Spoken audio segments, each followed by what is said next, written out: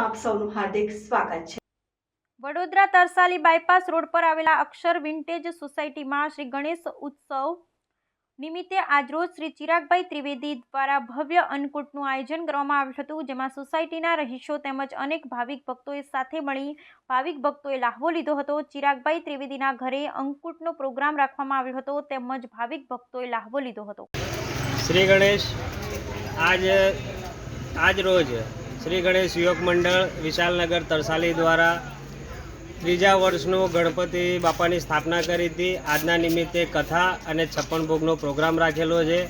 વડોદરાના તમામ ગણેશ ભક્તોને શ્રી ગણેશ યુવક મંડળ દ્વારા જય ગણેશ અને હાર્દિક શુભકામનાઓ। અચ્છા, તો તમે કેટલા વર્ષથી 56 ભોગ કરતા આવ્યા છો?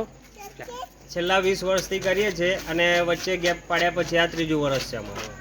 અચ્છા, તો તમે શું પ્રોગ્રામ રાખ્યો હતો ગણપતિ દાદાનો? આજે અમે 56 ભોગ અને કથાનો કાર્યક્રમ રાખ્યો છે।